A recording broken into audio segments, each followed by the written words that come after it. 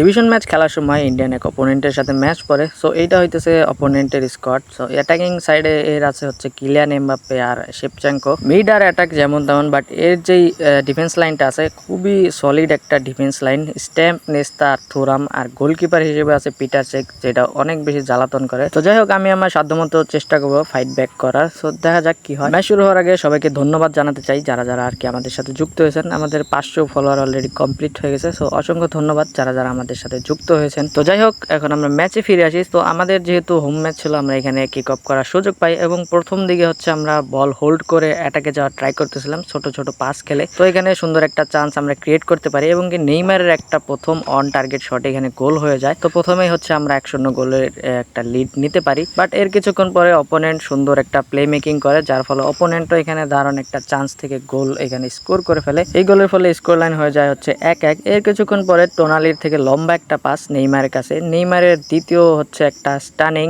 And এইটাও হচ্ছে সে গোলে কনভার্ট করতে পারে, যার ফলে আবারও হচ্ছে আমরা এখানে লিডে চলে যেতে পারি। বাট এরপরে অপোনেন্ট আসলে দুর্দান্ত কিছু আক্রমণ করতেছিল, বাট ভাগ্য ভালো আমার গোলকিপার চমৎকার কিছু সেভ দেয়, যার ফলে আমি গেমে এখনো পর্যন্ত টিকেছিলাম। সেকেন্ড হাফ শুরু হওয়ার বেশ কিছুক্ষণ পরে অপোনেন্টের চমৎকার একটা পাস এবং কি এখানে প্রথম শটটা গোলকিপার সেভ করতে পারলেও দ্বিতীয় নাম্বার শটটা আর এখানে গোলকিপার সেভ করতে পারে না, যার ফলে অপোনেন্ট আবারও এখানে স্কোর করে ফেলে। বাট এরপরে আবার নেইমার আর হালান্ডের মধ্যে হচ্ছে 1-2 এবং নেইমারের সুন্দর একটা লিথাল ফিনিশিং আমরা আবারও হচ্ছে ম্যাচে 2-3 গোলে আগায় যাইতে পারি। তবে লিডে থাকার পরেও আসলে শেষ পর্যন্ত অপোনেন্টকে আমি আটকাইতে পারি নাই কোনোভাবে। অপোনেন্ট এখানে আরো একটা গোল লাস্ট মুহূর্তে স্কোর করে ফেলে, যার ফলে এই ম্যাচটা আসলে শেষ হয় 3-3 গোলে। এই ম্যাচটা আসলে গোলকিপারের দুর্দান্ত কিছু সেভের কারণে ম্যাচে ড্র করতে পারছি, না হলে অনেক বাজেভাবে ম্যাচটা হেরে যেতাম। তো যাই হোক, এই ম্যাচে আমাদের হচ্ছে এমভিপি নেইমার জুনিয়র। তো এই ম্যাচটা আমরা এখানে শেষ করতেছি। দেখা হবে পরবর্তী কোনো ভিডিওতে। ততক্ষণের জন্য বাই বাই, ভালো থাকবেন সবাই, সুস্থ থাকবেন।